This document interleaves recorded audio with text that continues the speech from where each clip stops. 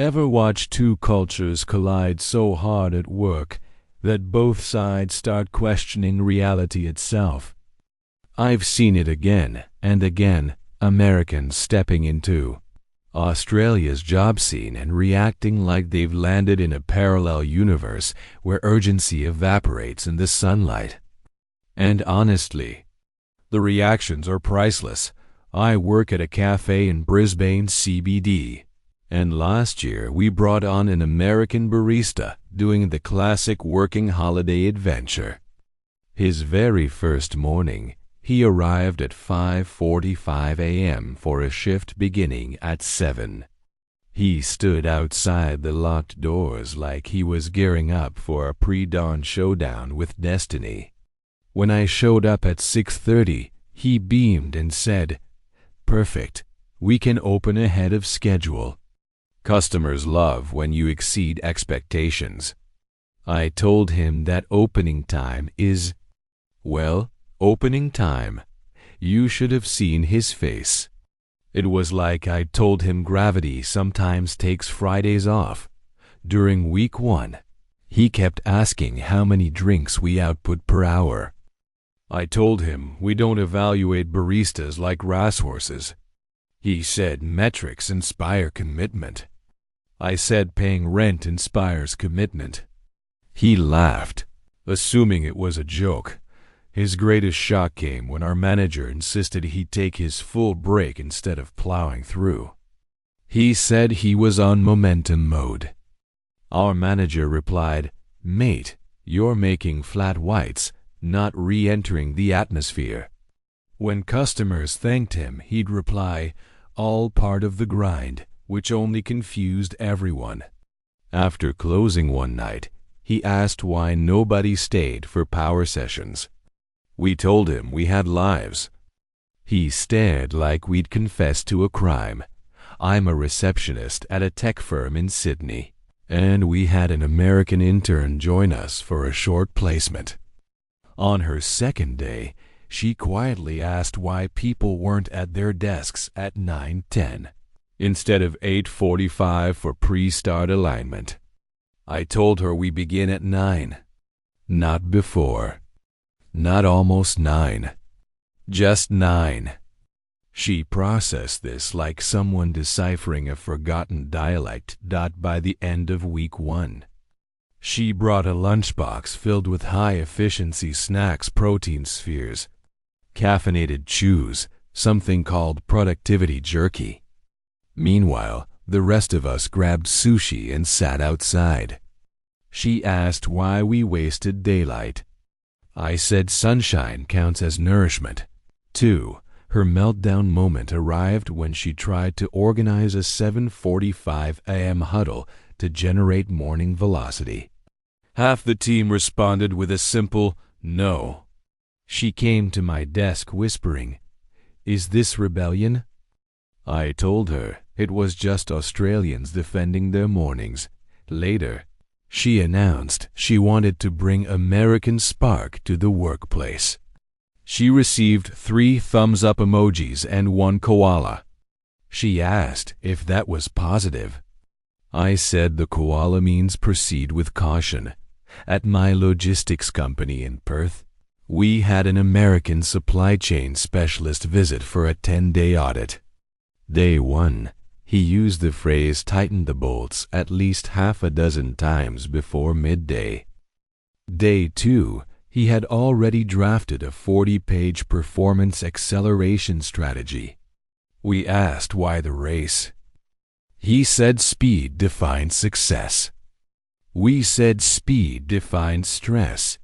He insisted on working lunches where he narrated PowerPoints while we tried to eat sandwiches. We told him lunch is for consuming food, not being consumed by slides. He said intensity shows dedication.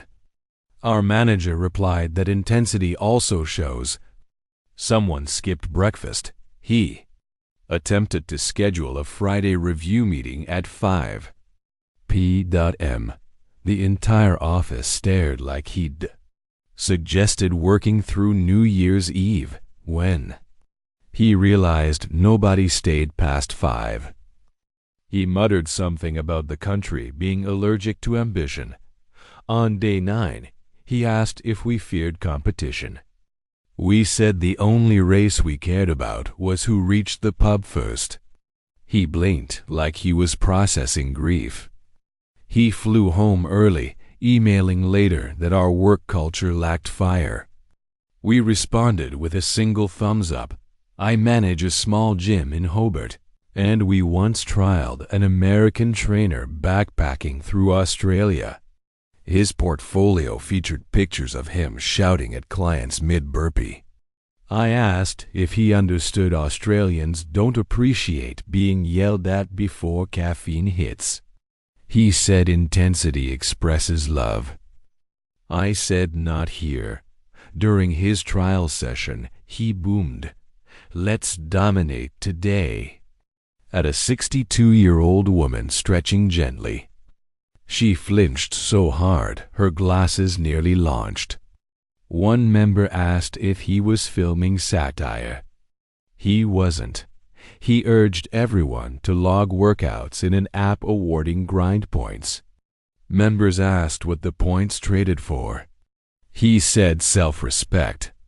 One guy said he already had plenty. The trainer didn't get it. His breaking point came when he launched a 5 a.m. warrior class, and only one person signed up, and that person forgot to attend. He sighed that Australians lacked the will to conquer the morning.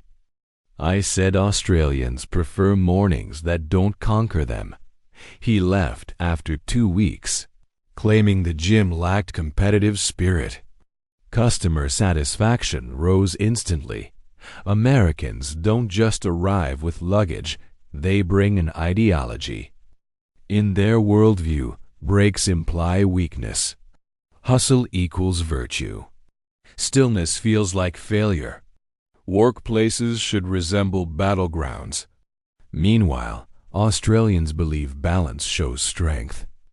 Rest is natural. Efficiency isn't a moral exam. Your job isn't your soul. This is why every tiny interaction becomes a cultural collision. I'm a duty manager at a hotel in Darwin, and we once hosted an American leadership coach visiting for a corporate seminar. At check-in, he asked whether the gym opened at 4 a.m. so he could win the morning. I told him it opened at 6. He exhaled dramatically, as if I'd disrupted fate itself. Every dawn, he strode through the lobby reciting affirmations at full volume. I do not tire. I generate unstoppable momentum. Guests eating breakfast looked horrified. A kid asked his dad if the man was a superhero. The dad whispered, "No, mate. He's American." He asked whether the hotel organized evening networking gatherings. I told him most visitors prefer relaxing. He said relaxation was for the weak. I told him he might be in the wrong hemisphere. On day 3, he attempted to host an unofficial motivational rally in the lounge. Only 2 people attended, both American. Everyone else relocated to the pool to avoid him. He told me Australians lacked professional hunger. I told him Australians lacked the desire to mingle with strangers after dark. At 8 p.m., he left a review complaining the hotel failed to cultivate communal ambition. We framed it and hung it behind the counter.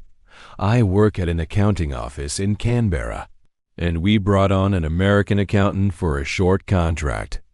His first team email began with, "Happy Monday, let's attack this week."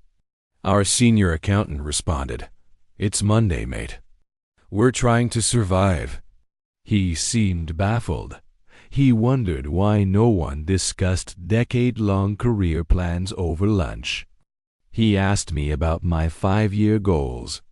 I said, preferably not dying. He didn't laugh. At 5:02 p.m. on a Thursday, he stood up, bewildered, asking where everyone went. We said home. He gasped. But there's so much work left. Our manager said it would also exist tomorrow. He stared at the paperwork like it had betrayed him. His biggest shock came when someone called out sick with a cold. He whispered, "In America, we push through." I said, "In Australia, we don't infect the office to prove something." By week 4, he claimed Australians lacked drive. By week 5, we believed he needed sleep. He left early, writing later that our environment was too sustainable. That was kind of the idea. I work at a warehouse in Newcastle, and an American supervisor joined us for a training exchange. First morning, he walked in blowing a whistle. Everyone jumped. He said it helped keep workers on task. Our manager said it helped keep workers annoyed. He pushed for a daily hype chant. We refused. He tried again the next day. Same answer. He said morale was suffering. We said morale was fine until he arrived. He lectured us about operational aggression, which sounded more like a police report than a productivity method. He urged us to treat deadlines like enemies. We urged him to hydrate. The last straw came when he introduced hustle tokens that employees could earn but never redeem. He said the prize was internal pride. One guy said he possessed enough pride externally. The supervisor didn't understand. When he learned Australians receive at least 4 weeks of annual leave, he was horrified. How does your economy function? He asked. Our manager said, smoothly. He requested a transfer back to the U.S., saying Australians didn't appreciate elite leadership. We appreciated him leaving. Each story reveals the same truth. Americans often mistake exhaustion for achievement. Australians view exhaustion as a sign someone should see a doctor. To many Americans, long hours symbolize loyalty, dawn starts reveal superiority, and working late becomes identity. But for Australians, long hours signal boundary issues. Early mornings cause bloodshot eyes, and staying late implies management miscalculated staffing. It's not about effort. It's about philosophy. And when those two philosophies collide across the equator, sparks fly. I work at a design studio in Melbourne, and we hosted an American creative director for collaborative residency. On day 1, he encouraged us to embrace discipline. Our lead designer said we embrace weekends. He scheduled 7 a.m. brainstorming meetings, arguing creativity wakes up early. We said creativity wakes up after caffeine.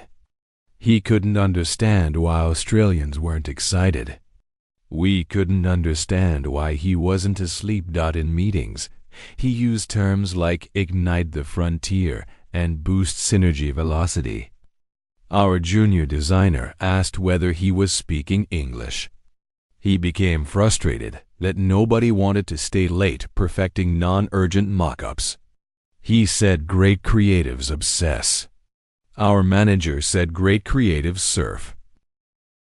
The breaking moment came when he proposed weekly grind trophies. We declined. He said we lacked ambition. We said he lacked boundaries. He returned to the U.S. calling Australians talented yet complacent. Meanwhile, we finished the project ahead of schedule. I'm a nurse at a clinic in Adelaide, and we once hosted an American administrator for operational training. She was stunned nurses received real breaks. She said in America, breaks are optional. I told her burnout wasn't part of our care plan. She talked constantly about maximizing focus zones. We talked about maximizing patient well-being. She didn't look convinced. She proposed rewarding nurses who worked through fatigue. Our head nurse said our reward is staying alive. When she saw staff leaving on time, she asked why they weren't staying to prepare tomorrow's tasks. We said tomorrow belongs to tomorrow. She said that mindset limits expansion. We said that mindset preserves sanity. Her greatest shock came when a doctor took a week off to recharge. She whispered, "Is he allowed?" We said yes. She looked like she'd heard a forbidden secret. She said Australian work culture felt too humane. We said that was deliberate. I work at a surf shop on the Gold Coast, and an American sales rep visited for a brand partnership. He walked in with a headset, laptop, and the chaotic aura of someone sprinting from a deadline. We weren't even open yet. He asked about our sales targets. We told him we didn't have strict targets. He looked offended. Then he asked how we motivated staff. I said it's a surf shop people like being here. He asked whether we tracked upsell percentages. We said we tracked tides. He didn't laugh. He tried pitching a commission-based incentive system. Our manager said we didn't need fear to sell board shorts. When he saw staff chatting with customers about the weather, he said it was inefficient. We said it was hospitality, not Wall Street. He realized he couldn't transform the shop into a pressure cooker. He left muttering that the store was too relaxed for greatness. Americans often try to repair. Australia, the same way they attempt to solve everything with intensity, frameworks, urgency, and relentless optimization. But Australia isn't malfunctioning. It's running precisely the way it was built to run. People work to live. They rest without guilt. They take holidays. They go home when the clock says home. They don't turn ambition into theater. They don't elevate productivity to religion. To many Americans, this looks like fragility. To many Australians, it looks like being an adult. I'm a team lead at a call center in Wollongong, and we once hosted an American performance coach for a 2-week workshop. On day 1, he wrote in massive letters on the whiteboard, "Pressure produces power." One of our agents whispered, "Pressure produces migraines." He spoke about crushing quotas and demolishing objectives. We asked why everything sounded like a military briefing. He said success required combat. We said we handled customers, not enemies. He encouraged us to stand during calls to amplify aggression. We told him aggression wasn't ideal customer service. On day 3, he asked why we didn't mark the end of each shift with a victory chant. I told him we celebrated by going home. When he discovered our center locked its doors at 5 sharp, he said we were leaving money unused. I said we were leaving work intentionally. By the end of week 2, he declared Australians unresponsive to high-pressure motivational architecture. We declared him surplus. I work at a university in Adelaide, and we had an American lecturer join on exchange. He told students they needed to fight for greatness. The students looked puzzled. They came for degrees, not spiritual warfare. He assigned 6 to 7 additional readings weekly to build grit. Students resisted. He accused them of lacking drive. They accused him of lacking chill. He asked why faculty didn't hold 7 a.m. meetings to generate intellectual momentum. We told him academics begin deliberately and thoughtfully. He said thoughtfulness slows ambition. When he saw that lecturers took mental health leave, he nearly fainted. He wrote a lengthy email claiming the university encouraged mediocrity. They responded with a simple thank you for your feedback. He did not return the next semester. At the core of all of this lies a simple truth. Americans view work as a contest. Australians view work as a tool. One side sees a job as identity. The other sees a job as necessity.